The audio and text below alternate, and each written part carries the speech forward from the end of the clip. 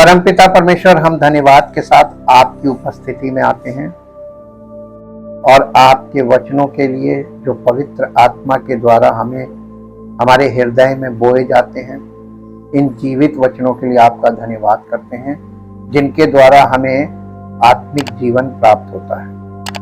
आप हमें प्रतिदिन का आहार देते हैं, इसके लिए हम आपका धन्यवाद करते हैं।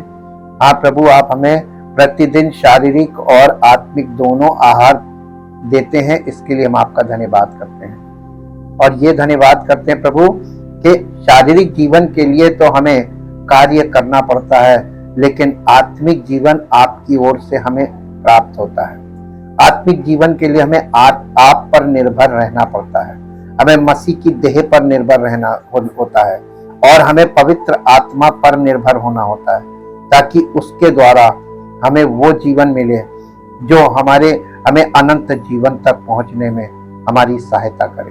प्रभु, हम आपका धन्यवाद करते हैं, आदर और महिमा आपको देते। इस प्रार्थना को आपके इकलौते पुत्र प्रभु यीशु मसीह के पवित्र नाम से मांगते हैं, आमीन। Praise the Lord. जय मसीह की। हम परमेश्वर का धन्यवाद करते हैं। कल जो बात हमने आपके साथ शेयर की थी कि आदम की इच्छा, what is the will of man before the fall and after the fall, बहुत से लोगों को बिल्कुल भी समझ में नहीं आई होगी और बहुत से लोगों को थोड़ी बहुत समझ में आई होगी।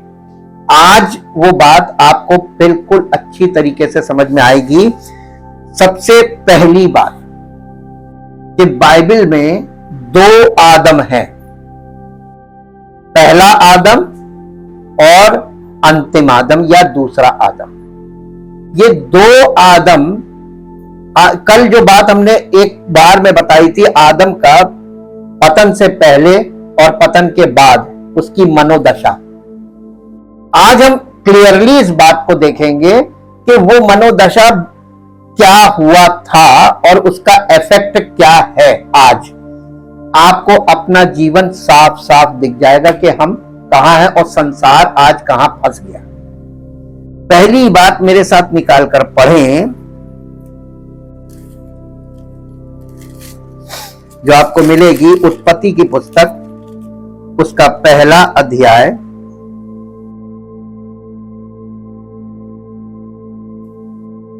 उत्पत्ति की पुस्तक उसका पहला अध्याय और उसका 26 पद पढ़ें। फिर परमेश्वर ने कहा, देखिए, फिर परमेश्वर ने कहा हम, तो परमेश्वर ने किससे कहा? पहली बात, परमेश्वर ने किससे कहा? हम वर्ड आ रहा है। हम का मतलब एक से अधिक लोग आपस में बात कर रहे हैं। मनुष्य की उत्पत्ति अभी हुई नहीं है, तो परमेश्वर किससे कह रहा है, किससे बात कर रहा है? इंग्लिश बाइबल में जब आप जाएंगे तो आपको पता चलेगा पिता पुत्र पवित्र आत्मा आपस में बात कर रहे हैं। ठीक, तो पिता पुत्र पवित्र आत्मा ने आपस में कहा कि हम मनुष्य को अपने स्वरूप के अनुसार अपनी समानता में बनाएं। और बनाने का उद्देश्य क्या था? क्राउन ऑफ द क्रिएशन, कि सारी सृष्टि पर उसका अधिकार हो। किसका? मनुष्य का। क्यों? क्योंकि परमेश्वर ने मनुष्य को अपने स्वरूप में और अपनी समानता में बनाया। बाइबल ये बात बताती है कि उत्पत्ति की पुस्तक में जो मनुष्य है वो परमेश्वर के स्वरूप में बनाया गया, यानी man in the image of God. अब आप मेरे साथ फिलिपियों की पत्री में आइए। फिलिपियों की पत्री नए नियम में है और फिलिपियों की पत्री के 2 अध्याय में आइए।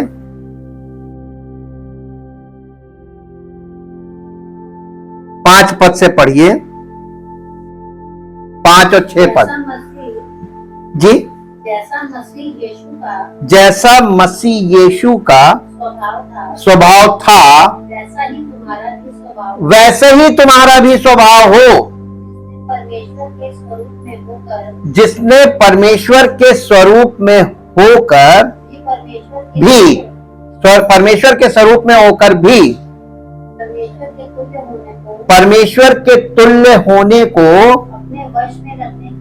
अपने वश में रखने की वस्तु ना समझा, वरन अपने आप को ऐसा शून्य कर दिया। क्या कर दिया? गुलाम बन गया, दास का स्वरूप धारण कर लिया। बस अब आपने देखा यहां पे क्या है, नए नियम में man in the image of God. पुराने नियम में उत्पत्ति में पहला आदम man in the image of God, और नए नियम में यीशु मसीह के लिए लिखा है जो अंतिम आदम है या द्वितीय आदम है, उसके विषय में नया नियम बताता है कि man in the image of God. कौन सी इमेज एक्यूरेट लग रही है, पहले आदम की के अंतिम आदम की? अब आपको एक बात मालूम हो जानी चाहिए कि क्यों परमेश्वर अपने पुत्र को सर्वोपरि कर रहा है सुसमाचार के आधार पर। इसके तुल्य कोई संसार में दूसरा व्यक्ति हो तो आप उसकी आराम से पूजा कीजिए, आराधना कीजिए, उसकी शिक्षा का पालन कीजिए। लेकिन अगर इसके तुल्य कोई नहीं है तो आपको किसी भी व्यक्ति की शिक्षा का कोई लाभ नहीं। वो सब फिजिकल और मानसिक और शारीरिक शिक्षाएं हैं, उनमें आपको नई सृष्टि बनाने की जरा भी क्षमता नहीं है। यहां पे आपको जो विल दिखाएंगे हम, विल देखिएगा कि उस आदम की विल ने उसका चुनाव, विल का मतलब होता है मनुष्य की अपनी इच्छा और अपनी इच्छा से उसका अपना चुनाव। पहले आदम को अगर आप थोड़ा सा आंख बंद करके ध्यान से देखें, वहां एक भी दूसरा मनुष्य नहीं था। परमेश्वर की उपस्थिति में वो इमीडिएट प्रेजेंस में रहता था, और जैसे ही बनाया गया, जैसे ही उसकी सृष्टि की गई और जैसे ही उसको पत्नी दी गई, जब 1 से 2 हुआ, जैसे ही पहला जोड़ा बना, वैसे ही वहां पर कुछ हो गया। किस तरफ से हुआ? आदम की तरफ से नहीं हुआ, उसकी पत्नी की तरफ से हुआ। यानी एक पति पत्नी में जो वीकर सेक्शन है वो कौन है? In the sight of Satan, शैतान की दृष्टि में कौन निर्बल है? यस, उसने उसको कुछ दिखाया, कुछ समझाया और अपना काम करके चला गया। एक और ओपिनियन आ गया, एक दृष्टिकोण आ गया।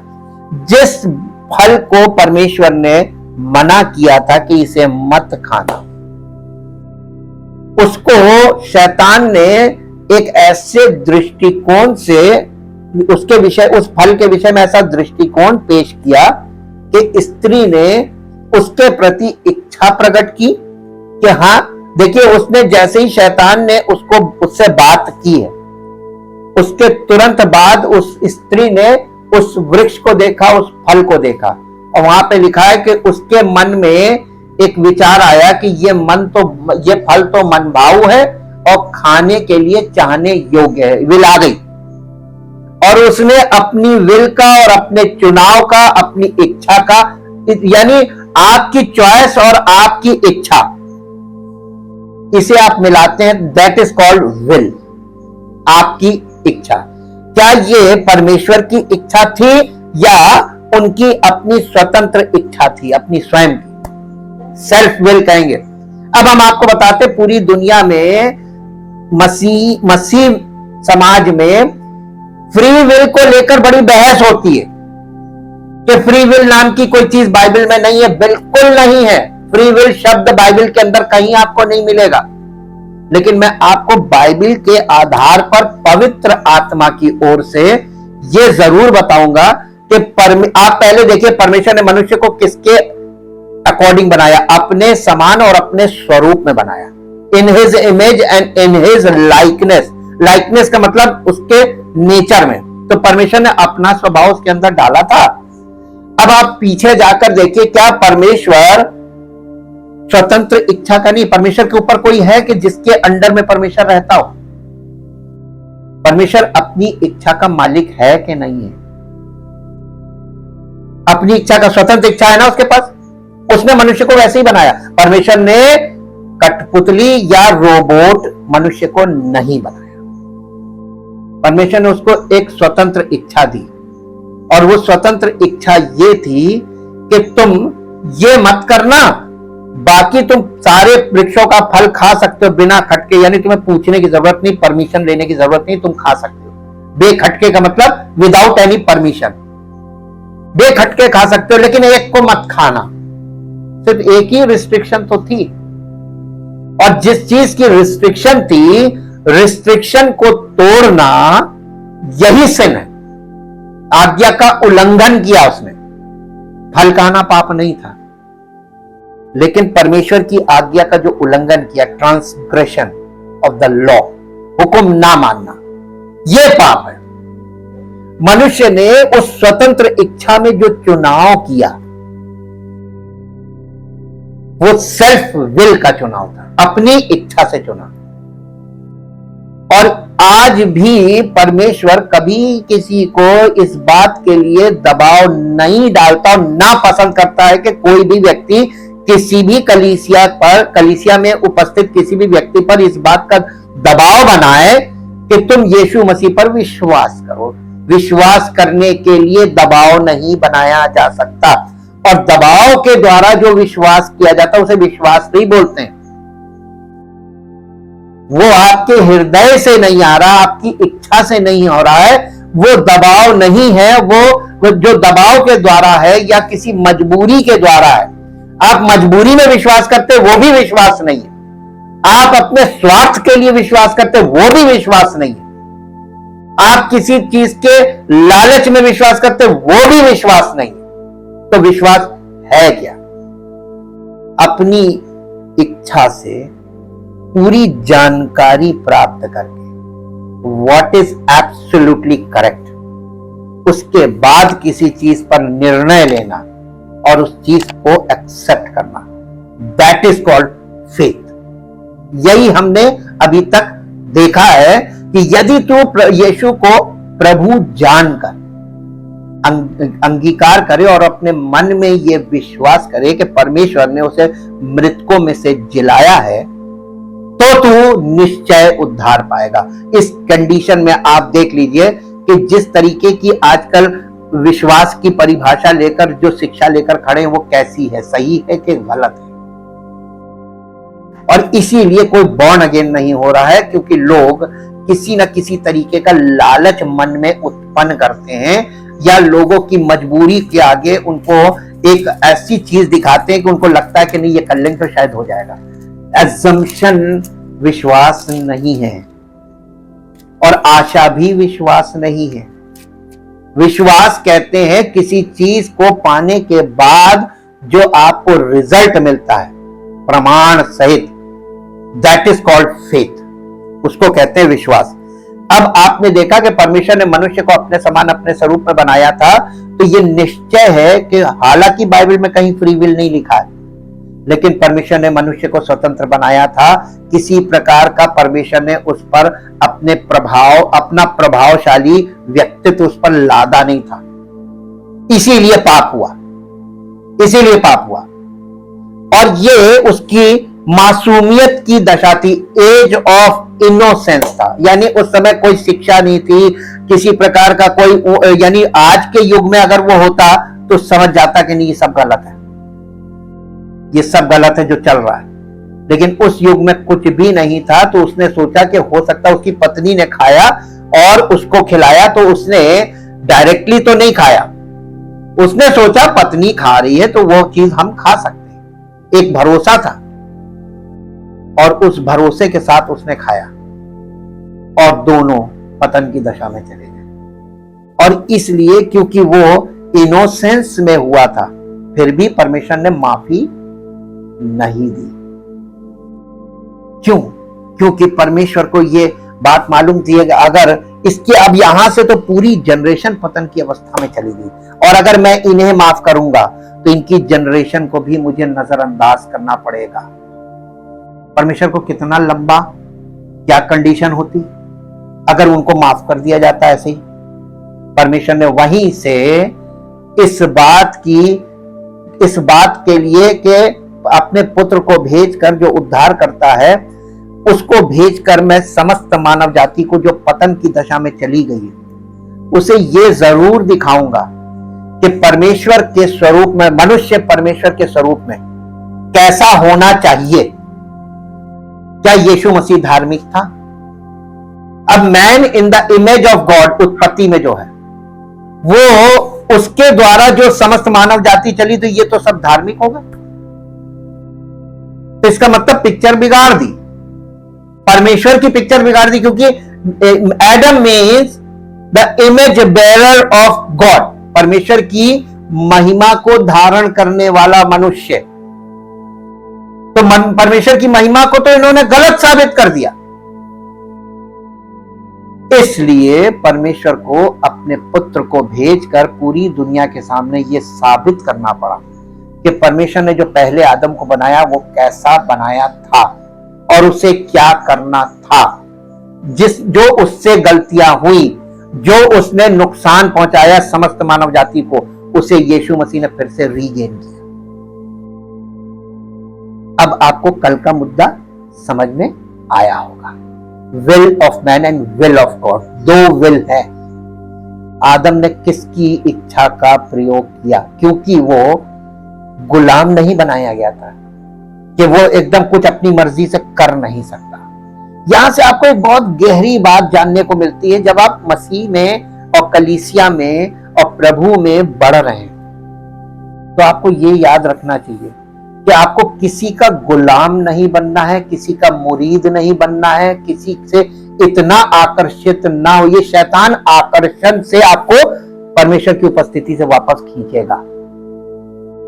आदम वहां पर रखा गया था, मैंने आपको कल बताया, प्रोबेशन पीरियड में ही, यानी वो बाग में उसके साथ जब परीक्षा हुई तो ये वाकई में परमेश्वर का पुत्र है, तो परीक्षा में फेल हो गया।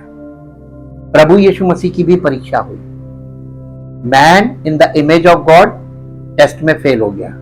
God in the image of man, his name is Jesus Christ, उसने टेस्ट पास किया। वो शैतान की किसी भी प्रलोभन में या किसी भी आकर्षण में फंसा नहीं, हालांकि उसके पास स्वतंत्र इच्छा थी, वो अपना निर्णय स्वयं ले सकता था। क्या उम्र थी यीशु मसीह की जब उसकी परीक्षा हुई?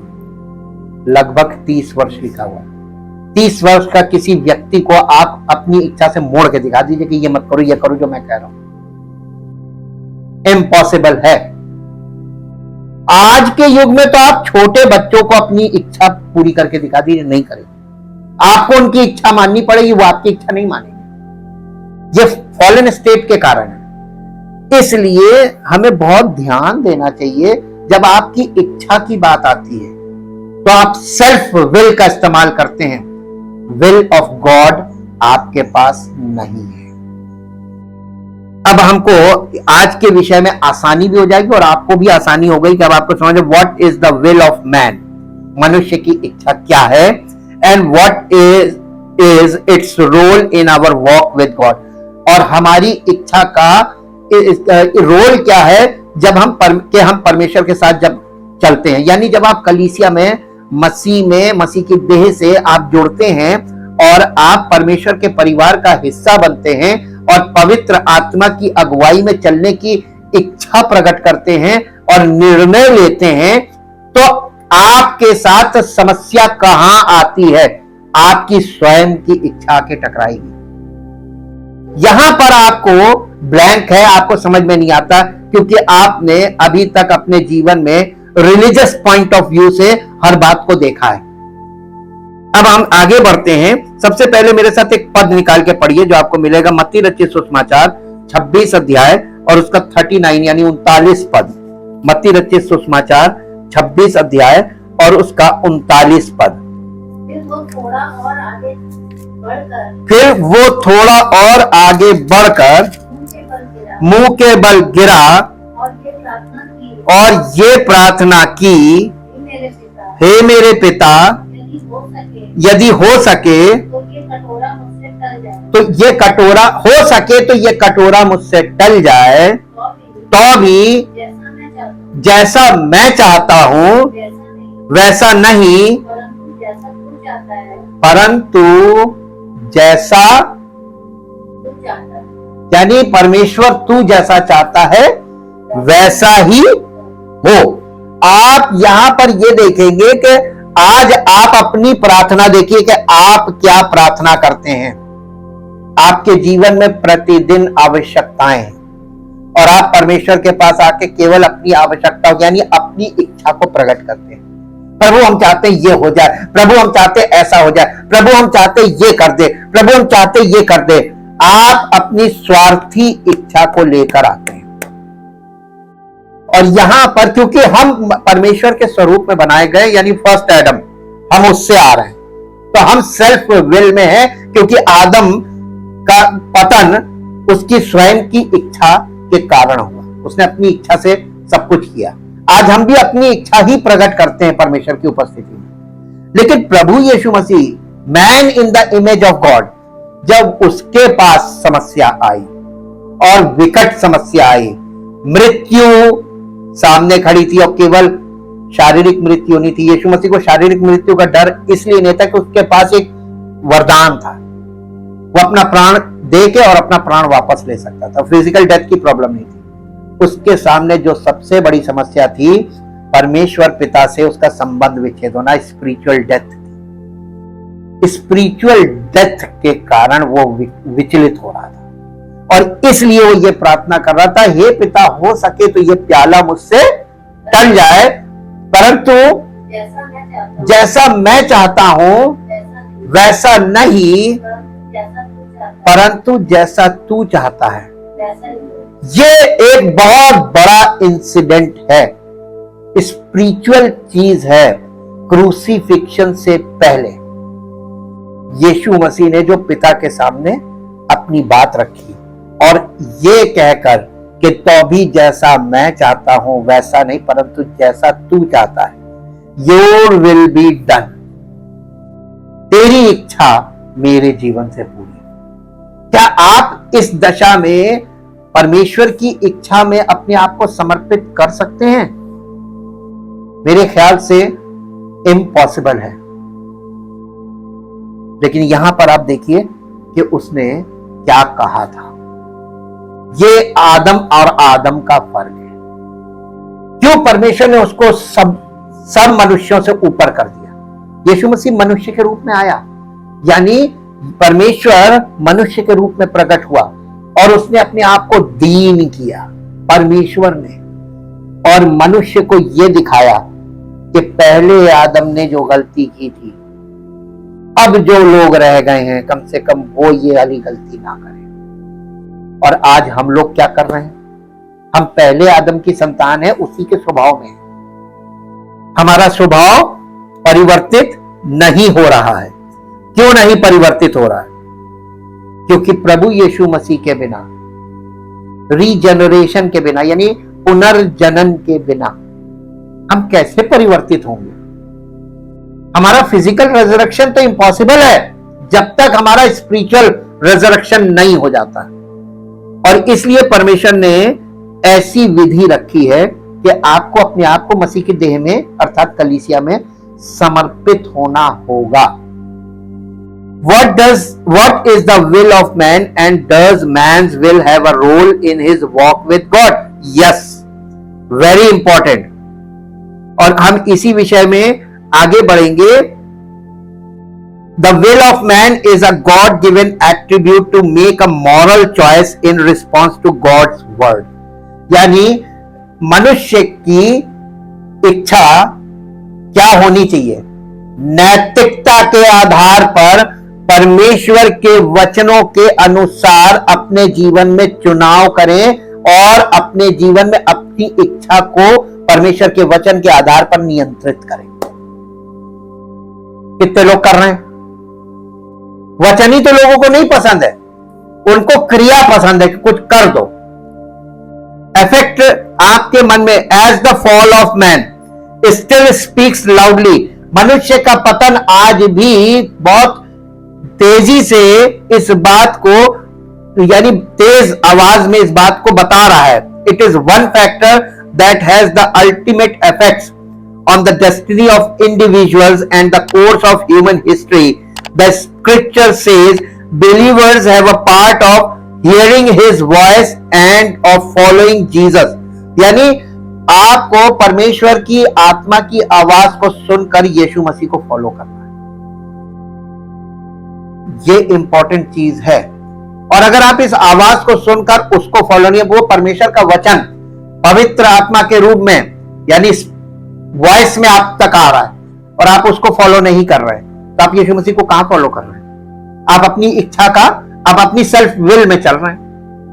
ये पॉसिबल है नहीं, उद्धार नहीं मिलेगा। यूहन्ना रचित सुसमाचार उसका 10 अध्याय उसका 27 पद पढ़ेंगे। यूहन्ना रचित सुसमाचार 10 अध्याय और उसका 27 पद यहां इस प्रकार से लिखा हुआ है, मेरी भेड़ें। देखिए यीशु मसीह ये नहीं कह रहा है कि मेरी भेड़ें मेरा शब्द नहीं सुनेंगी तो मैं कुछ एक्शन लूंगा। बोला यीशु मसीह किस भाव में ये बात बोल रहा है कि मेरी भेड़ें मेरा शब्द? इसका मतलब यीशु मसीह दावे के साथ कह रहा है कि अगर कोई उसकी भेड़ है, अगर इफ कोई उसकी भेड़ है, यदि कोई उसकी भेड़ है तो वो उसका शब्द सुनेगी, विलिंगली सुनेगी, इच्छा के साथ सुनेगी। उसके अंदर ये इच्छा होगी कि मैं यीशु मसीह की बातों को या उसके परमेश्वर के वचनों को मैं फॉलो करूंगा या करूंगी, मैं संसार की बोली को फॉलो नहीं करूंगी। ये एक डिसीजन वाला पॉइंट है। बिना निर्णय के आप किसी की बात सुनते, आप सबकी हैं, लेकिन निर्णय कैसे करते हैं? अपने लोग संसार में कहा सुनो सबकी, करो अपने मन की। अरे ये तो पतन की दशा में यही तो है कि सब अपने मन की ही तो कर रहे हैं, और इसीलिए किसी का उद्धार होगा नहीं। मसीहत में क्या है? सब अपने अपने मन की। पूरी मसीहत वाद में फंस गई। वाद का मतलब मालूम क्या था? इज्म। जितने डिनोमिनेशन है सब में आगे इज्म लग गया। इज्म का मतलब वाद। कोई कहता ये वाद, कोई कहता वो वाद, कोई कहता वो वाद, हमारा ये, हम तो ये मानते, हम तो ये मानते। वाद का मतलब सबकी अपनी अपनी डेफिनेशंस है। हर विषय की, बाइबल के हर विषय को लेकर सबकी अपनी अपनी परिभाषा, सबका अपना अपना मानना। वाद में फंस गई मसीहत। सिर्फ इसलिए सेल्फ विल, स्वयं की इच्छा। आप परमेश्वर के वचन में अपनी इच्छा कैसे मिला सकते हैं? ये तो परमेश्वर की ओर से दिया गया है और जिसमें कोई परिवर्तन नहीं किया जा सकता। जब आप परमेश्वर के वचन को सुनते और पढ़ते हैं तो आपके मन में ये जब अंदर जाता है तो इसमें आप अपनी मिलावट करते हैं कि नहीं करते हैं? अपने वर्जन में इसको कन्वर्ट करके और आप प्रश्न करते हैं। जब आपका प्रश्न उठता है ना, इसका मतलब आपने वचन सुना और उसको अपने वर्जन में कन्वर्ट कर दिया, और इसलिए आपने प्रश्न किया मेरे लिए तो ये पॉसिबल नहीं होगा। ये आपने जब कहा तो इसका मतलब आपने वचन को सुना और जहां अनिवार्य वाला विषय आया वहां पर आपने अपना वर्जन यानी अपनी मजबूरी सामने रख दी। ये वाद बन जाएगा आपके जीवन में, ये वाद बन जाएगा। अब यहां पे बहुत ध्यान से देखिए यीशु मसीह क्या कह रहे हैं। 10 अध्याय 26 पद फिर से पढ़िए। परंतु तुम इसलिए विश्वास नहीं करते। 26 पद, परंतु तुम इसलिए विश्वास नहीं करते क्योंकि मेरी भेड़ों में से नहीं हो।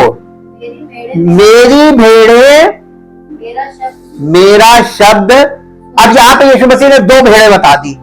तुम मेरी भेड़ों में से नहीं हो, इसलिए तुम मेरी बातों को सुनते नहीं हो, मानते नहीं हो। सुनते हो, मानते नहीं हो। और जो मेरी भेड़ें हैं वो मेरा शब्द। देखिए यहां पे नहीं लिखा है कि वो बाइबल पढ़कर मेरे पीछे चलती। सुनकर चलना है ना, कि पढ़ के चलना है? सुनकर चलना है। तो कलीसिया क्यों बनाई गई? सुनकर चलने के लिए। तो प्रभु ने क्यों कहा था मैं अपनी कलीसिया बनाऊंगा? ताकि लोग सुनकर। कलीसिया में कौन? पवित्र आत्मा। पवित्र आत्मा के द्वारा जो आपको बताया जा रहा है उसे सुनकर। तुम मेरी भेड़ों में से नहीं हो, इसलिए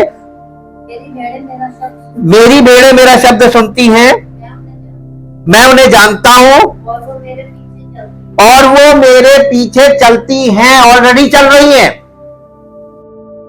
और मैं उन्हें अनंत जीवन देता हूं, वे कभी कष्ट न हो नष्ट ना होंगी और कोई उन्हें मेरे हाथ से। छीन न ले। अरे कितनी बड़ी सिक्योरिटी है कि आप अगर यीशु मसीह की भेड़ है तो आपको इस संसार में कोई उसके पीछे से छीन नहीं सकता। चल के तो देखिए एक बार, चलने से पहले आपके सवाल हैं, तो इसका मतलब आप अपने इच्छा में परमेश्वर की इच्छा को अपनी इच्छा में मिलाना मांग रहे हैं। ये नहीं हो सकता। परमेश्वर की इच्छा में हमको अपनी इच्छा को फेंक कर परमेश्वर की इच्छा में जाना है, ना कि परमेश्वर की इच्छा को अपनी इच्छा में मिलाना। यही तो वाद है। अब एक पद और हम लोग आगे देखेंगे और आपको मिलेगा यहां पे, ही डज नॉट ड्राइव अस। देखिए यहां पर आप ये देख रहे हैं कि प्रभु यीशु मसीह अपनी भेड़ों को पीछे से हाँक नहीं रहा है। उसकी भेड़ें, इसका मतलब अपनी इच्छा से आ रही हैं। अगर आप अपनी इच्छा से प्रभु के पास आ रहे हैं तब तो आप उसकी भेड़ हैं। लेकिन अगर किसी कारण से आ रहे हैं, किसी दबाव में आ रहे हैं, किसी लालच में आ रहे हैं, किसी भी कारण से आ रहे हैं अपनी, यानी तब आप उसकी भेड़ नहीं हैं। इतना तो स्पष्ट हो गया होगा ना। कल वाली बात आज आपको ज्यादा समझ में आएगी। अब यहां पर एक और चीज आगे बढ़ते हैं कि doubts and encouragements, disappointments, temptations, trials, persecutions etcetera must strive to follow him. जब कोई मसीह की भेड़ें हैं, जब मसीह के पीछे अपनी इच्छा से आ रही हैं, तो उनके जीवन में आप देखिए कि तमाम तरीके के डाउट्स भी होंगे, दुविधाएं, तमाम तरीके के डिस्करेजमेंट्स होंगे, तमाम तरीके के डिसअपॉइंटमेंट्स होंगे, टेम्पटेशंस होंगे, ट्रायल्स होंगे, परसिक्यूशन होगा और तमाम इत्यादि इत्यादि ये चीजें हैं। लेकिन must strive to follow him, उसके बावजूद वो मसीह के पीछे फॉलो कर रहे हैं। जब आप अपनी हर दशा के अलावा बड़ी बुरी दुर्दशा में हैं, फिर भी हम मसीह को फॉलो कर रहे हैं। This proves the love of God from us. ये इस बात का सबूत है कि हम वाकई मुझसे प्रेम करते हैं और हम अपनी इस खराब दशा में भी हम उसका साथ नहीं छोड़ रहे, उसके पीछे चलना नहीं छोड़ रहे। और दुनिया में मालूम क्या होता है, उगते सूरज को सब सलाम करते हैं, डूबते को कोई नहीं करता। यहां पर तो कोई उभरती हुई चीज होगी, उसके पीछे सब चलने लगेंगे और जैसे ही वो गिरने लगेगी, डूबने लगेगी, सब छोड़कर दूसरे के पीछे चलने लगेंगे। लेकिन मसीहत में आपको एक चीज देख रहे हैं यहां पर, अब प्रभु यीशु मसीह ऐसे लोगों को कहता मेरी भेड़ है। आपकी कैसी भी दशा क्यों ना हो, आपकी कैसी भी सताओं में आप फंसे हुए हो, किसी प्रकार की दिक्कतों में हो, जितनी लिस्ट आपके सामने पड़ी गई है, इनके बावजूद अगर आप फॉलो कर रहे हैं, then you are the real his sheep, तब आप उसकी सच्ची भेड़ है। अब हम एक पद और पढ़ेंगे, जो पढ़ना चाहेंगे, जो आपको मिलेगा उत्पत्ति की पुस्तक। ये तो हमने पहले पढ़ दिया है, फिर भी एक बार पढ़ लीजिए। पहला अध्याय उसका 27 पद फिर से पढ़ दीजिए।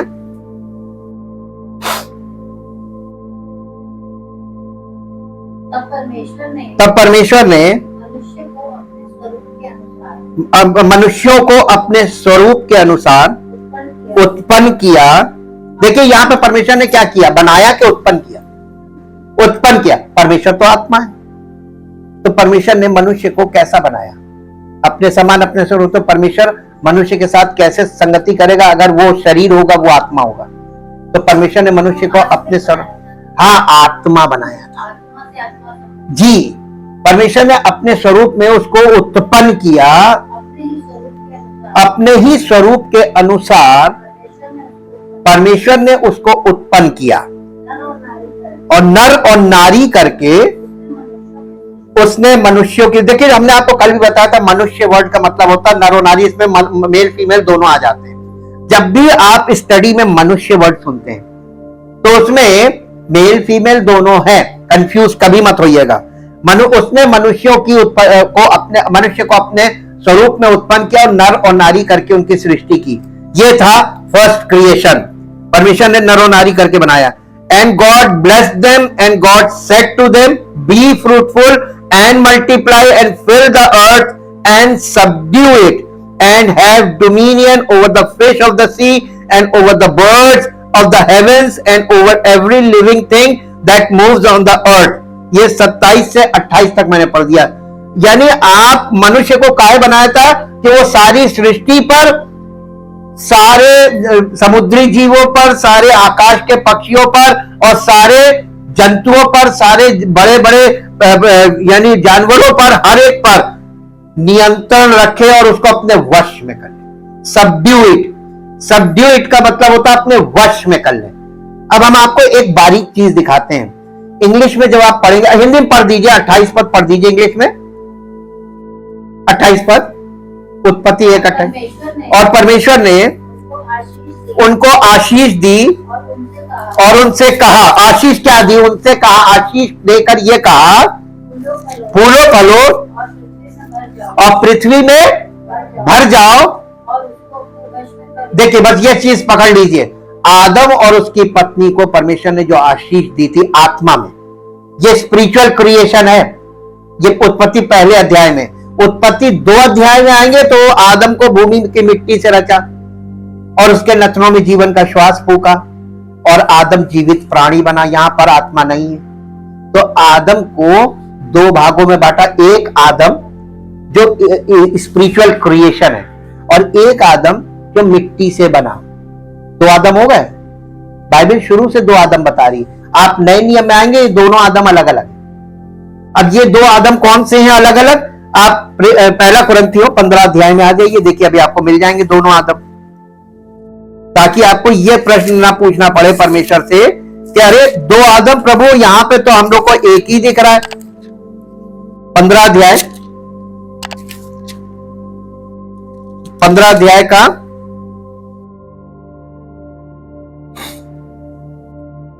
45 पद पढ़िए, 45 वर्ष। ऐसा ही लिखा भी है। कहा लिखा है? उत्पत्ति में लिखा है। ऐसा ही लिखा भी है कि प्रथम मनुष्य अर्थात आदम जीवित प्राणी बना और अंतिम आदम जीवन देने वाली आत्मा बना। यानी परमेश्वर ने 2 आदम बनाए थे और जो आत्मिक आदम था, जब अभी हमने जिसको पढ़ा उत्पत्ति 1 अध्याय में, कौन है? शारीरिक आदम है क्या आत्मिक आदम?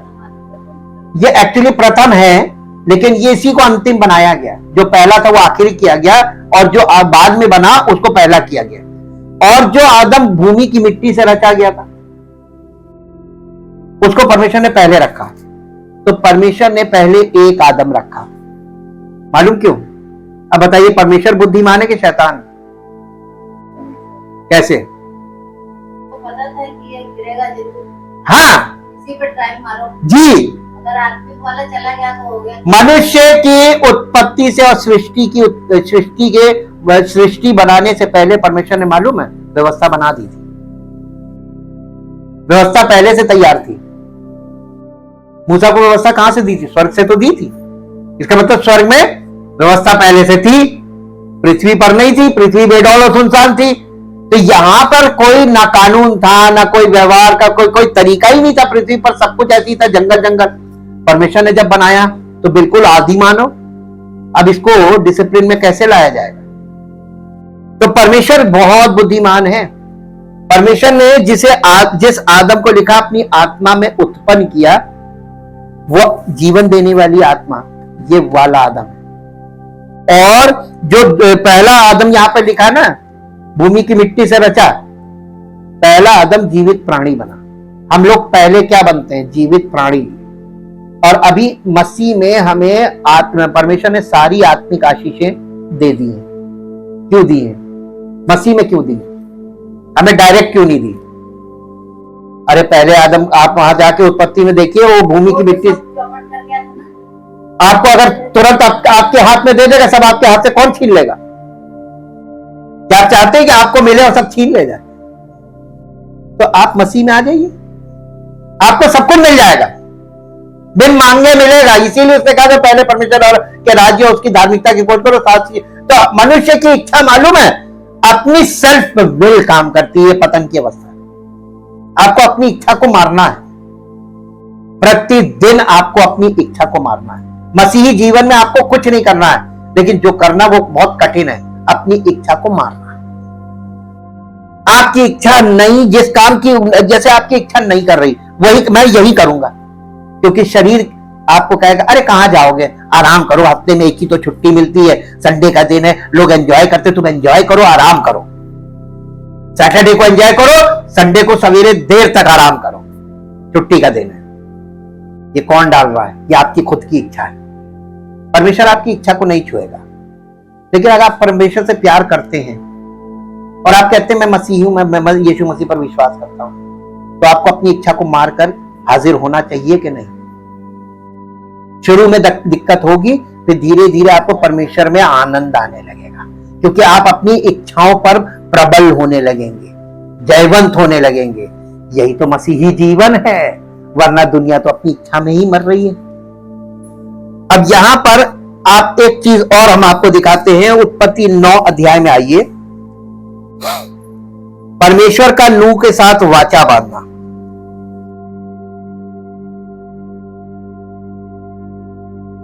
और इसका 7 पद पढ़िए, 9 अध्याय का 7 पद। और तुम फूलों का लो। देखिए अब समस्त मानव जाति जो है जल प्रलय में खत्म हो गई। अब बचा कौन? नूह और नूह के 3 बेटे, 3 बहुएं और नूह की पत्नी, 8 लोग बचे। इनसे परमेश्वर ने आशीष देकर कहा, आदम और हवा को आशीष दी थी, अब इनको आशीष दी। और यहां कहा और तुम फूलो फलो और बढ़ो और पृथ्वी पर बहुतायत से संतान उत्पन्न करके उसमें भर जाओ। ये बात तो पूरी हो गई, लेकिन इनको एक चीज यहां पर माइनस हो गई, जो आदम और हवा को परमेश्वर ने आत्मा में दी थी। पहले अध्याय में, उत्पत्ति के पहले अध्याय में 28वें पद में हमने पढ़ा था। यहां पे क्या लिखा है? दोनों को मिलाइए। यहां पे भी आशीष है, यहां पे भी आशीष है। और परमेश्वर ने उनको आशीष दी और उनसे कहा फूलो फलो और पृथ्वी में भर जाओ। बस क्या फर्क आया?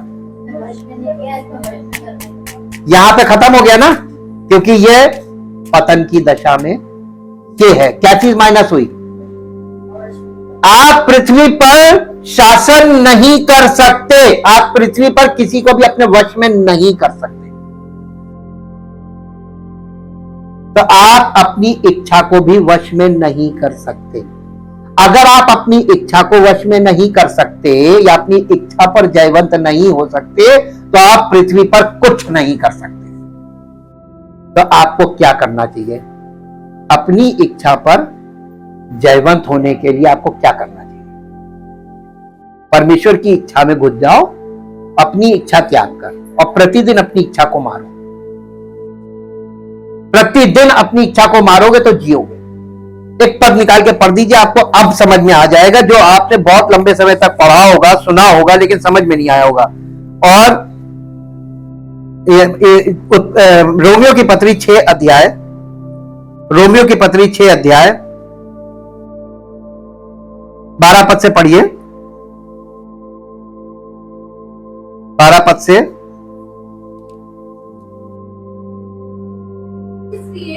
हाँ, इसलिए बल्कि आप इसको 11 पद से पढ़िए। ऐसे ही तुम भी अपने आप को पाप के लिए तो मरा, परंतु परमेश्वर के लिए मसीह यीशु में जीवित समझो।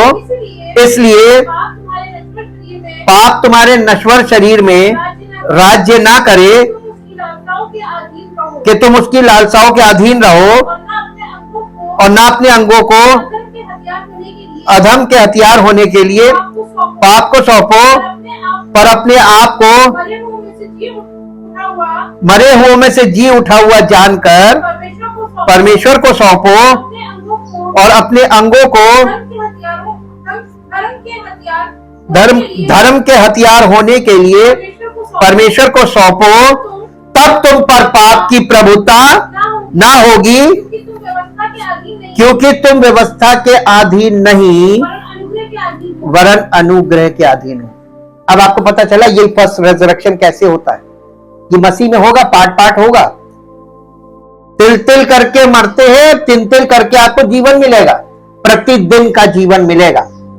प्रभु हमको प्रतिदिन की रोटी देना मांगता है, प्रतिदिन का जीवन देना मांगता है, हमको एक साथ नहीं देना मांगता। आत्मिक जीवन में आपको कभी भी एक मुश्त कुछ नहीं मिलेगा, एक बार में कुछ नहीं मिलेगा, डेली बेसिस पे मिलेगा। क्यों? क्योंकि एक बार में देगा तो वेस्ट हो जाएगा। ये वहां पर दिखाया ना, मन्ना खिलाते समय ये सिखाया गया था, ताजा ताजा देगा आपको और डेली बेसिस पे। और अगर आपको डेली बेसिस पे कोई चीज मिल रही है स्पिरिचुअली, आप उसको डिले करके खा रहे हैं। जैसे वहां पर लोग मन्ना बटोरते थे और जितना खा पाते बाकी रख देते थे। आपको मैसेज मिल रहा, थोड़ा सा सुना, बाद में सुना। This is the wrong method. आपके जीवन में कार्यकारी नहीं होगा। आप अपनी मर्जी का इस्तेमाल नहीं कर सकते वचन के साथ, यह आपको सीखना पड़ेगा। अपनी इच्छा को मारना है। वचन के मामले में, उपस्थिति में आने के मामले में, परमेश्वर के लिए जो अपॉइंटमेंट्स है, इनमें आपको अपनी मर्जी को मारना है। और ये एक बहुत महत्वपूर्ण चीज है। आप अपनी मर्जी को मारेंगे तभी परमेश्वर के साथ चल पाएंगे। जैसे पति पत्नी में आप देख लीजिए, पत्नी अपनी मर्जी में रहे तो क्या पति के साथ चल पाएगी? आज के युग में क्या प्रॉब्लम है? विवाह तो बहुत हो रहे हैं और बड़ी मुश्किल से हो रहे हैं। दुर्लभ चीज हो गई। वैवाहिक संबंध एक दुर्लभ चीज है। कारण दोनों की अपनी अपनी इच्छा। इच्छा का मतलब हमने आपको बताया था ना, चॉइस। चॉइस और आपकी स्वयं की, क्या आप चुन रहे हैं, क्यों चुन रहे हैं? आप अपनी इच्छा से चुन रहे हैं, वो अपनी इच्छा से। तो दोनों के चुनाव एक दूसरे से मैच नहीं करेंगे, दोनों की इच्छाएं मैच नहीं करेंगी। अखाड़ा बन जाएगा घर। ना हो वो ठीक है, और होने के बाद अखाड़ा बन जाए या मुकदमेबाजी चले, वो ठीक नहीं। कारण दोनों की अपनी अपनी इच्छा। उनको इनकी कुछ चीजें नहीं पसंद है, इनको कुछ चीजें नहीं पसंद है। बाइबल क्या कहती है इस विषय में? हे पत्नियों, अपने अपने पति के ऐसे अधीन रहो जैसे प्रभु के। आज के युग में पॉसिबल नहीं है। कारण क्योंकि जब हम परमेश्वर के वश में नहीं होते हैं तो हम किसी और के वश में कैसे हो सकते हैं? ये एक ऐसा रिश्ता है, जब तक आप अपनी इच्छा को नहीं मारेंगे तब तक आप ये इच्छा यानी ये रिश्ता निभा नहीं सकते। स्त्री के लिए परमेश्वर ने दो ही हेड रखे हैं, एक पति और एक पिता, या ये कह लीजिए एक पिता और फिर बचपन से लेके जवानी तक पिता, और फिर मात्रा बदल दीजिए, पति पिता पति। ठीक, ये दो क्यों रखे गए? ये सुरक्षा है। जिम्मेदारी उधर भी है, लेकिन आपकी भी जिम्मेदारी, जब तक दोनों एक मन ऐसे कैसे होंगे? सालों लगते हैं ट्यूनिंग होते होते, ट्यूनिंग होती है। हमको वैवाहिक जीवन में 35 वर्ष पूरे हो गए निभाने में, और हम आज एक दूसरे से संतुष्ट हैं, खुश हैं। ये इस बात का प्रमाण है कि हम लोग में कोई खूबी नहीं है, हम भी आपके समान ही हैं। किसने हमको, अगर प्रभु में हम दोनों ना होते और पवित्र आत्मा हमारे बीच में ना होता, तो आज जो सबकी दशा वो हमारी भी होती। कारण आपके सामने रख रहे हैं, तथ्य प्रमाण के साथ। परमेश्वर की आत्मा हमको सहन शक्ति, एक दूसरे को माफ करना, सहना, माफ करना, सहना और ट्यूनिंग रखना, ये सिखाती है। हमें सीखना, हमारे पतन वाले स्वभाव में ये चीजें बिल्ट इन है नहीं। इसलिए यहां पर हम देखते हैं कि अब मेरे साथ एक पद आप और निकालिए जो आपको मिलेगा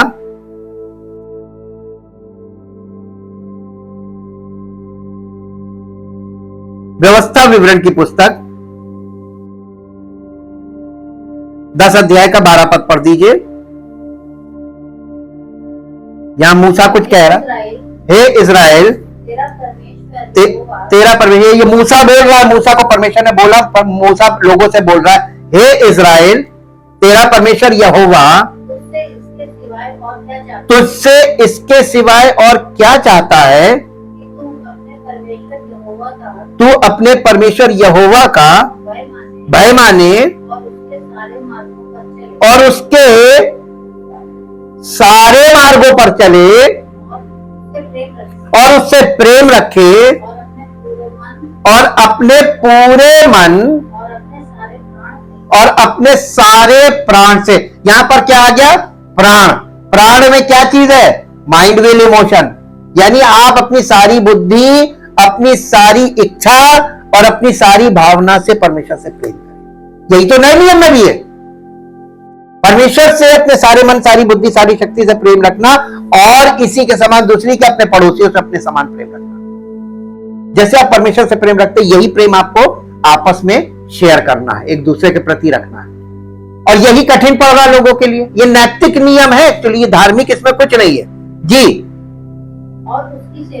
और उसकी सेवा करें। और यहां पर पतरस कह रहा है, पतरस क्या कह रहा है ये भी पढ़ दीजिए जो आपको मिलेगा। पहला पतरस पहला अध्याय, पहला पतरस पहला अध्याय उसका पहला पद पढ़िए। पहला पतरस पहला अध्याय उसका पहला पद पढ़िए। पतरस की ओर से यीशु मसीह का प्रेरित है, जो यीशु मसीह का प्रेरित है, परदेशियों के नाम उन परदेशियों के नाम से उन परदेशियों के नाम जो पुन्तुस, गलातिया, कप्पदूकिया, आसिया, बिथुनिया में तितर बितर होकर रहते हैं। ये उन लोगों को एड्रेस करके पतरस बोल रहा है। अब इसका 13 से 17 पद तक पढ़िए। इस कारण अपनी अपनी बुद्धि की कमर बांधकर और सचेत रहकर, यानी फुल कॉन्शियसनेस के साथ, पूरे होश और हवास में सचेत रहकर उस अनुग्रह की पूरी आशा रखो जो यीशु मसीह के प्रकट होने के समय तुम्हें मिलने वाला भी मिला नहीं है जी। आज्ञाकारी बालकों के समान अपनी अज्ञानता के समय की पुरानी अभिलाषाओं के सदृश ना बनो, पर जैसा तुम्हारा बुलाने वाला पवित्र है वैसे ही तुम भी अपने सारे चाल चलन में पवित्र बनो, क्योंकि लिखा है पवित्र बनो क्योंकि मैं पवित्र हूं। और जबकि तुम हे पिता कहकर उससे प्रार्थना करते हो जो बिना पक्षपात हर एक के काम के अनुसार न्याय करता है, तो अपने परदेशी होने का समय भय से बिताओ। परमेश्वर बिना पक्षपात के काम करता है। जब आप हे पिता कहकर उसको पुकारते हैं तो एक चीज और याद रखिएगा, मेरे साथ एक पद और निकाल लीजिए। यही पहला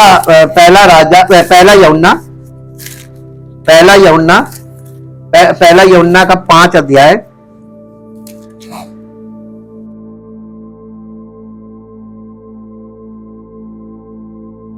पहला यूहन्ना 5 अध्याय उसका 14 और 15। और हमें उसके सामने जो हियाव होता है वो ये है कि यदि हम, अगर हम उसकी, किसकी इच्छा, परमेश्वर की इच्छा के अनुसार कुछ मांगते हैं, और अगर हम अपनी इच्छा के अनुसार कुछ मांगते हैं, सुनेगा। आज लोग क्या कर रहे हैं? पतन की अवस्था में शारीरिक मनुष्य अपनी ही इच्छा की, स्वार्थी हो गया ना। हमारी इच्छा में क्या चीज है? स्वार्थ। और परमेश्वर की इच्छा में स्वार्थ नहीं है। जब आप परमेश्वर की इच्छा में परिवर्तित होते हैं, जब हमारा भीतरी मनुष्यत्व परमेश्वर की इच्छा को धारण करता, करते करते करते करते परिपक्व हो जाता है, तो हमारे जीवन से जो प्रेम है वो निस्वार्थ प्रेम प्रकट होगा, और हमारे जीवन में हर चीज निस्वार्थ हो जाएगी। उसमें स्वार्थ खत्म हो जाएगा, सेल्फ वर्ड खत्म हो जाएगा। और सेल्फ वर्ड खत्म हो जाना वो मालूम क्या बन जाएंगे हम? मेरे साथ वो भी निकाल लीजिए, मैं आपको पिक्चर दिखाता हूं, नए नियम में आपको पिक्चर दिखाता हूं। गलातियों की पत्री अध्याय 2, गलातियों की पत्री अध्याय 2 और उसका 20 पद पढ़ लीजिए, 19 और 20 दोनों पढ़ लीजिए।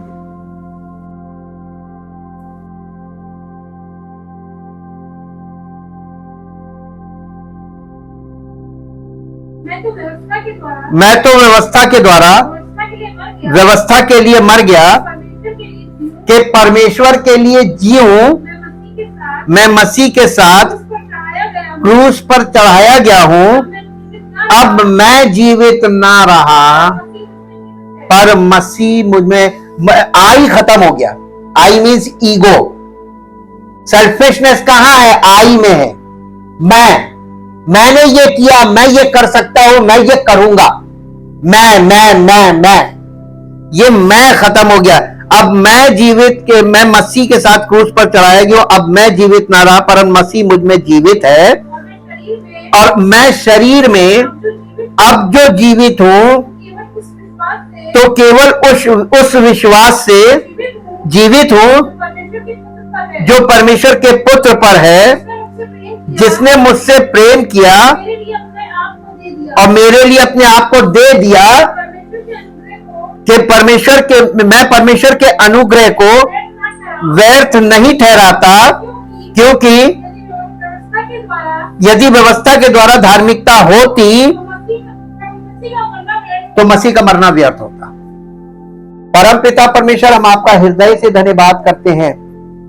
हम अपनी इच्छा को मारने की सामर्थ आपके उन पवित्र वचनों से प्राप्त करते हैं जो पवित्र आत्मा के द्वारा हमारे हृदय में आते हैं। जब हम आपके वचन को केंद्रित होकर ध्यान पूर्वक सुनते हैं और हृदय से सुनते हैं, पूरे मन से सुनते हैं और उस वचन पर मन लगाते हैं और उसे ग्रहण करते हैं, तो ये सामर्थ हमारे अंदर काम करने लगती है जो हमारे स्वार्थ को मारने की शक्ति हमें देती है, ताकि हम अपने भीतरी मनुष्यत्व में पाप की अभिलाषाओं पर जयवंत होकर, अपनी इच्छाओं पर जयवंत होकर मसीह की महिमा के योग्य बने, ताकि उसका नाम हमारे जीवन से महिमा पाए। सारी महिमा आपको मिले प्रभु। इस प्रार्थना को प्रभु यीशु मसीह के नाम से मांगते हैं, आमीन। Praise the Lord.